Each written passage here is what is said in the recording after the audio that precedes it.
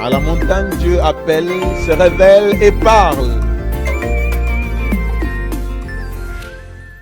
Dans le chapitre d'aujourd'hui, les frères de Joseph s'assirent en sa présence, le premier-né selon son droit d'aînesse et le plus jeune selon son âge.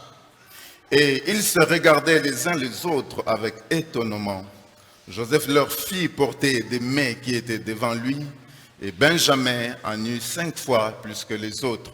Ils burent et s'égayèrent avec lui. Que le Seigneur vous bénisse. Vous pouvez vous mettre. Alors ce matin, j'ai voulu vous parler d'un sous-thème que j'ai intitulé « Les dangers d'une mauvaise compréhension de la grâce ». C'est le passage que nous avons lu. Alors, vous allez vous rappeler que je vous avais dit, lorsque les fils de Jacob ont été conviés à la table de Joseph, ils étaient au nombre de 11. Mais la manière de les classer a fait qu'à la table de Joseph, au lieu de 1 plus 10, c'était 10 plus 1. Et en évoluant, je vous avais aussi dit que si vous regardez très bien, à la table de Joseph, ce n'était pas 10 plus 1, c'était 10 plus 5. Est-ce que quelqu'un est avec moi? Et je nous avais dit que c'était 10 plus 5 parce que quand l'intendant a voulu servir, il avait servi 10 parts pour les 10 fils et il avait donné 5 parts à Benjamin. Et je nous avais dit que par rapport à Benjamin, il n'avait eu qu'une seule part. Mais quand Benjamin se regardait par rapport à ses frères, Benjamin avait eu 5 fois plus. Et cela nous a permis de voir la troisième définition de la grâce. Nous avions dit, c'est quoi la grâce? La grâce, c'est ce que nous avons de préférence aux autres. Alors je nous avais dit que pour comprendre la grâce, si une personne veut comprendre la grâce, cette personne doit se regarder par rapport aux autres. Donc, ce qui veut dire que quand on parle de la grâce, on parle de 2 personnes. Quand on parle de la grâce, on parle de 2 peuples. Quand on parle de la grâce, on parle de 2 groupes. Bref, explicitement ou implicitement, quand on parle de la grâce, on parle de 2 groupes, de 2 entités, de 2 personnes. Ce qui fait que à la table de Jacob, en réalité, si nous observons attentivement, ce n'était pas 10 plus 5, c'était 1 plus 1. Il y avait un groupe qui a été traité d'une manière et il y a eu un autre groupe qui a été traité d'une autre manière. Les 10 formaient un groupe et Benjamin formait un autre groupe. Mais si nous regardons aussi, nous allons nous rendre compte que, chose étonnante, à la table de Joseph, Joseph était en train de manger avec 2 bois. Donc, ce n'était pas 11 personnes qui étaient autour de Joseph. Joseph était en train de manger avec 2 bois. Donc, ZTP, il y a qu'à. Parce que Jésus va dire au moment de sa mort que si moi, le bois vert, on me fait ceci, qu'est-ce qu'on fera avec vous, le bois sec? Là, c'est Christ qui parle. Il dit qu'il est le bois. Donc, une personne, symboliquement, une personne est un bois. Donc, les 2 groupes qui étaient à la table de Joseph étaient en réalité 2 bois. Or, quand l'apôtre Paul vient maintenant parler aux Éphésiens, l'apôtre Paul est en train de dire que Christ est notre paix. Parce qu'il a pris 2 peuples, il en a fait un seul peuple. Donc, à la croix, pour que nous soyons réunis, la Bible dit que Christ a pris un bois, il a pris un deuxième bois. Il fallait 2 bois pour que la paix entre parmi les hommes. Donc, les 2 personnes qui étaient à la table de Joseph, c'était 2 peuples. Mais prophétiquement, c'était les 2 bois que Christ devait utiliser à Golgotha pour permettre que la paix revienne. Je suis en train de te dire, en réalité, tu ne méritais pas d'avoir la paix. Mais à cause de la croix, tu as la paix. En réalité, tu ne méritais pas d'être heureux. Mais à cause de la croix, toi, tu es heureux. Tu es ce bois-là qu'il fallait pour réunir avec l'autre bois pour que la paix revienne. Donc, pour parler de la grâce, il faut qu'il y ait deux personnes, deux groupes. Mais le danger, il y a certains dangers quand une personne comprend mal la grâce. Quand cette personne se regarde par rapport à l'autre, si cette personne comprend mal la grâce, cette personne s'expose à certains dangers. Et le premier danger que nous voulons aborder ce matin, c'est l'orgueil. Quand une personne comprend mal la grâce, cette personne tombe dans l'orgueil. Écoutez, ce matin, je veux nous dire ceci. Quand toi-même, je ne parle pas d'autres personnes, mais quand toi-même, tu commences à penser qu'à cause de ce que tu as, à cause de ce que tu es supérieur à l'autre, tu es déjà tombé dans l'orgueil. Je ne dis pas ce que les hommes disent de toi. Les hommes peuvent dire des choses. Mais quand toi-même, au fond de toi, tu commences à penser que tu es supérieur à l'autre, tu es supérieur aux autres à cause de ce que tu as ou à cause de ce que tu es déjà tombé dans l'orgueil. Ce matin, je veux vous dire que la grâce se manifeste de trois façons dans la vie d'une personne. La réussite sociale, la réussite professionnelle et académique, ainsi que l'élévation spirituelle. Premièrement, on tombe dans l'orgueil quand on ne comprend pas que la réussite sociale est une manifestation de la grâce. Bien-aimés, regardez ce qui s'est passé avec Agar. Nous sommes dans Genèse chapitre 16.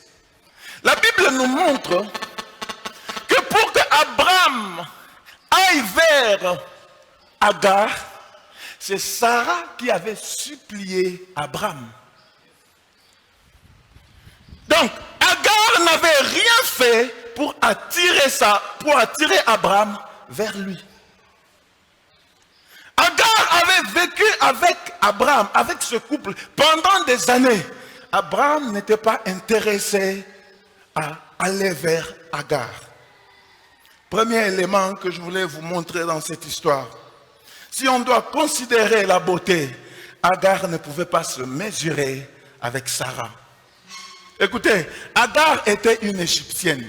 Mais la Bible nous dit dans Genèse chapitre 12 que quand Abraham est descendu avec Sarah en Égypte, les habitants de la ville, en voyant Sarah, les habitants de la ville ont dit que Sarah était fort belle. Je vous rappelle que là, Sarah avait près de 65 ans. Mais quand on a vu Sarah, on disait, Sarah est fort belle. On parlait tellement de Sarah que le grand du pays, c'est-à-dire les ministres, tous les cadres, tous ceux qui sont proches de Pharaon, ont voulu voir Sarah. Quand ces personnes ont vu Sarah, la Bible dit qu'ils sont allés vanter Sarah auprès de Pharaon.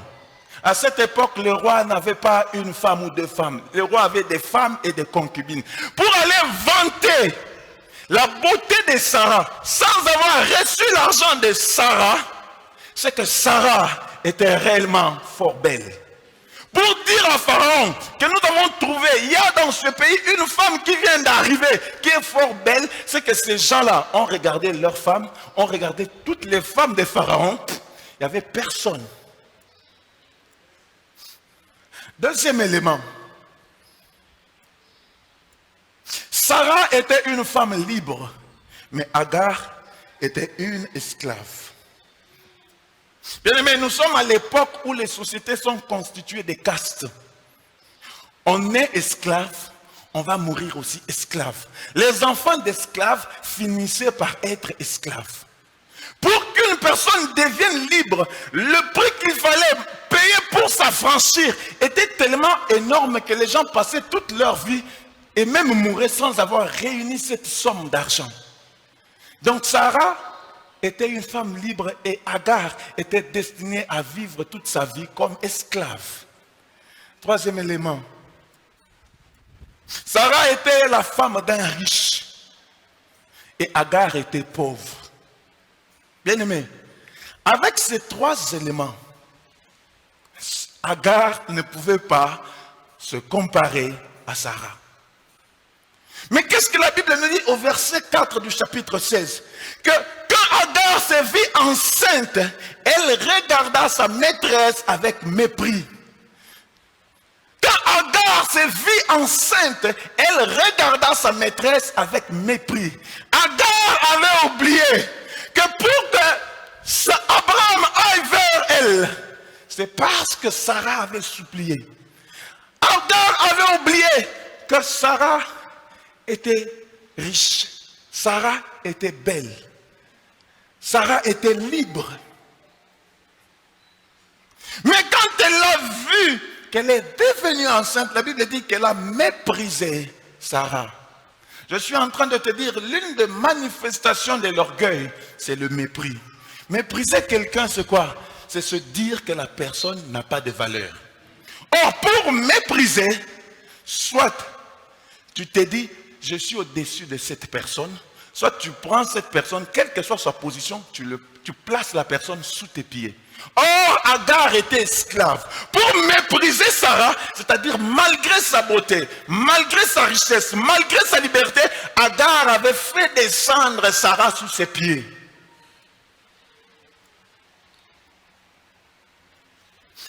Et pourquoi elle a fait ça? La Bible explique dans les versets qui viennent avant que ça faisait déjà 10 ans que Abraham et Sarah habitaient le pays de Canaan. Donc, depuis l'appel, ça faisait 10 ans avant que Abraham aille vers Agar. Et quand Agar s'est vue enceinte, elle se dit, malgré l'appel de Dieu, malgré les promesses de Dieu, malgré la beauté, malgré la richesse, malgré la liberté, Sarah n'a pas mon niveau. Sarah n'est pas comme moi. Quand Agar s'est vue enceinte, elle s'est dit, si Sarah, avec tout ça, Sarah n'est pas en mesure d'être enceinte, c'est que je suis plus que Sarah. Agar avait oublié que ce qu'elle était, c'était une grâce.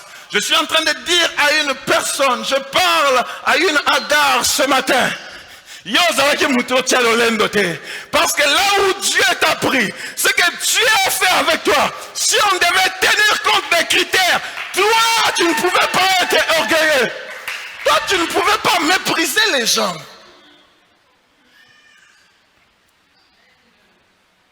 Comment peux-tu devenir orgueilleux alors que ta réussite sociale est simplement par grâce?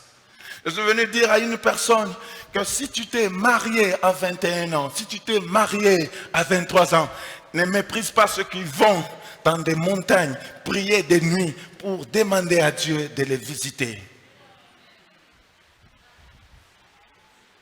Ce que toi tu as eu, peut-être sans gêner, ne méprise pas ceux qui sont allés gêner pour avoir cela. Il y a une sœur qui s'est mariée. Il y a un autre frère qui m'a dit cela, mais moi aussi j'avais vu. Depuis que la sœur s'est mariée, mais bilobela oyazana on Facebook ozana yideta. Et comme d'habitude, je regarde sans réagir. Il y a une de ses amies, la sœur n'est pas ici en province, il y a une de ses amies qui lui a dit, mais maman, ça la course nanani. Si tu t'es marié, c'est simplement par grâce. Ce n'est même pas une question de beauté, c'est simplement par grâce. J'ai suivi un bien-aimé qui était en train de parler. Il était en train de donner, Dieu avait permis que la personne se marie, après la personne a eu des enfants. La personne était en train de parler, je ne sais pas si c'était un témoignage, mais la personne disait, Moi, j'avais prié, j'avais dit à Dieu, si je me marie, dès que je me marie, moi, je ne veux pas traîner, j'aurai des enfants. Et quand je me suis marié, comme j'avais la foi, j'ai eu des enfants. J'ai dit à la personne, ce n'est pas la foi, c'est l'orgueil.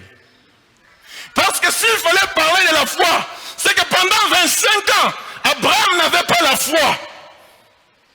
Abraham a eu Isaac après 25 ans de promesses. Abraham, tu veux dire qu'Abraham n'avait pas la foi? Non. Je suis en train de te dire que si tu as des enfants, ce n'est pas parce que tu as beaucoup prié. Je venais de voir récemment sur Facebook quelqu'un qui s'est marié, pas même un mois, l'épouse est morte. Il y a des gens qui se sont mariés très tôt, mais pas même un mois. J'ai vu une autre à peine mariée, c'est pendant l'accouchement qui avec facilité qu'elle a perdu la vie. Donc si tu as des enfants, si toi tu peux avoir des enfants, avec ou sans césarienne, c'est simplement par grâce.